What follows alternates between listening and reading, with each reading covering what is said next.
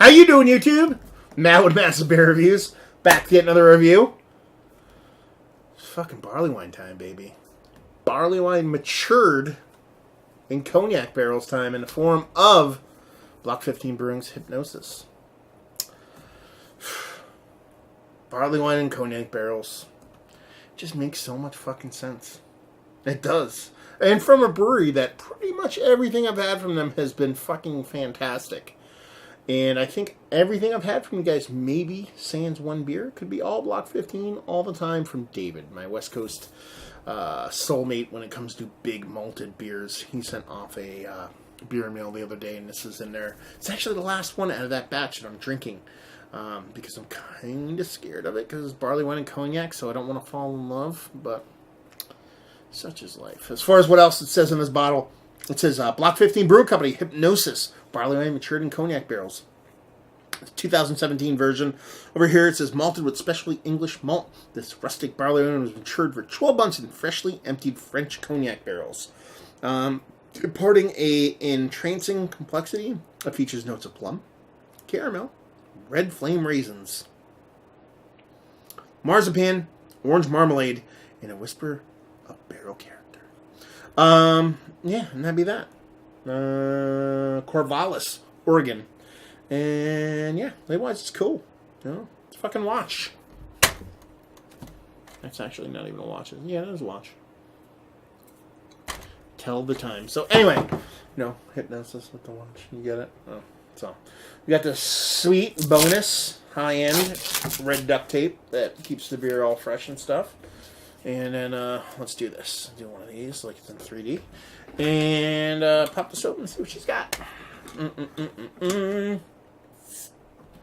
Soft hiss there. Doesn't look like she wants to come flying out of the bottle, so we're off to a good start. Oh my god, look at that. That looks like straight up doo-doo water. This thing is going to be delicious. Look at that. Oh. Preconceived notions. Listen, I've had a few Block 15 beers, like I said, and everyone has been absolutely killer. Actually, I think the last time, I could be wrong, but he sent me Block 15 stuff every time he sends me a box. But I know right around this time last year, right around Christmas, this is December 18th, I think, I opened up a figgy pudding by these guys, and it was absolutely fantastic. Anyway, index finger, gravity-defying head, malted malt ball color, super delicious looking, murky, doo-doo water in color. Exactly like where I want my barley wines to land. So we are off to a, what's the word I want to look for? Use here? Capital start. No, we're off to a fantastic. Oh, I can't believe I said capital. Anyway, let's see if we can get a nose on her.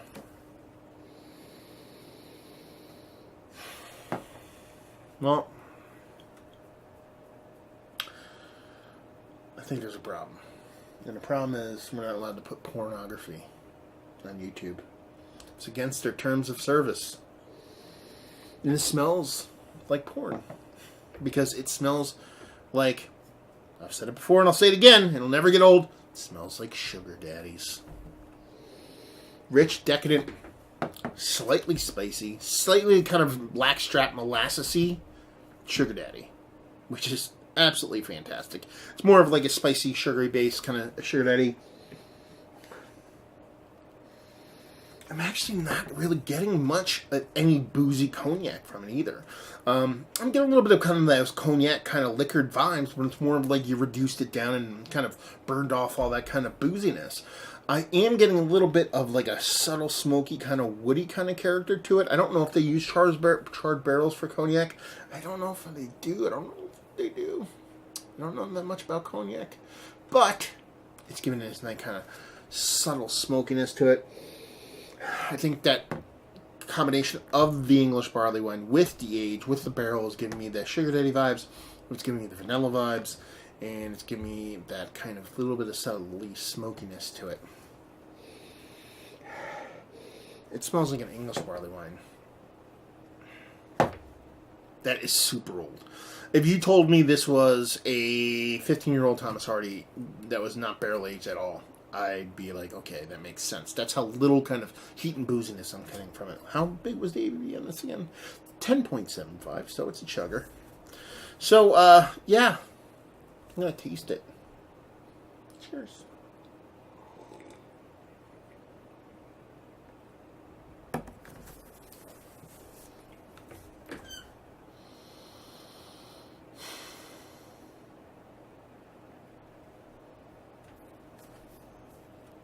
Man, that's good beer.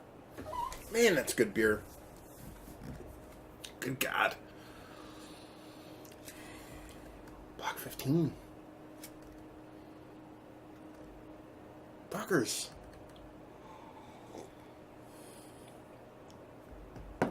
This is... Listen.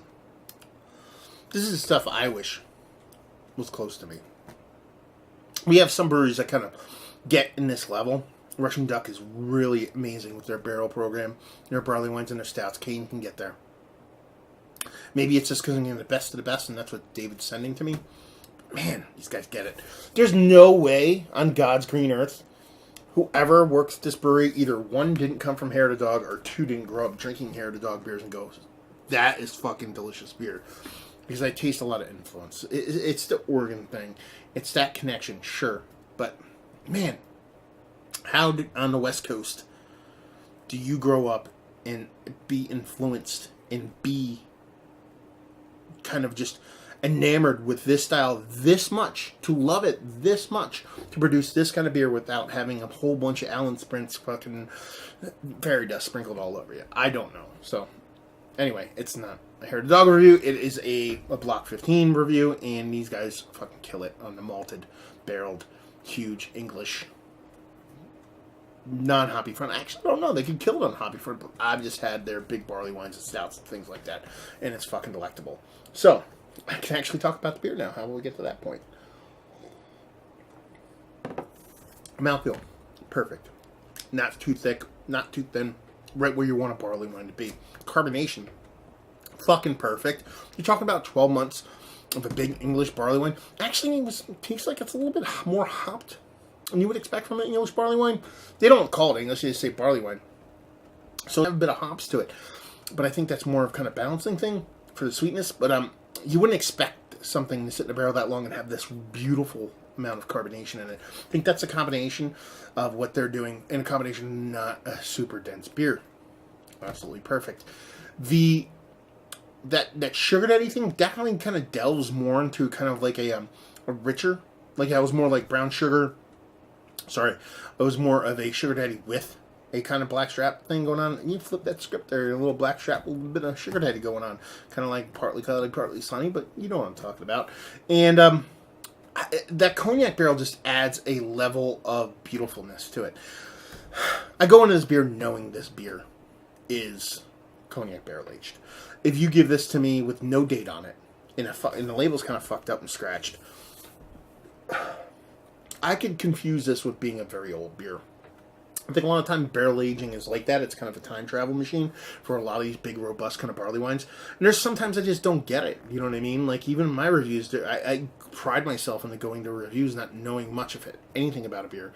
There's been beers like Barrel of Monks out of Florida. They did one of their port barrel-aged Christmas beer. I didn't mention the barrel at all. I thought it was just an older version of that beer. Same thing with another Florida brewery. It was Civil Society's last name's for Ella, I believe. Bella. I didn't mention a barrel on that. I just got a big kind of age component on it. And I think that's, cognac tends to come off that way if it's done right for me with a lot of barrel beers. Because I'm not getting that booziness in here. I'm just getting this kind of age maturity thing that you usually only get with time. Sure, it was aged in a barrel for 12 months, but I'm talking years, not months here. And it just adds this perfect, impactful roundness. Jumbo shrimp at it right now. We're doing the fucking oxymoron thing. It's impactful roundness that just makes it fucking awesome.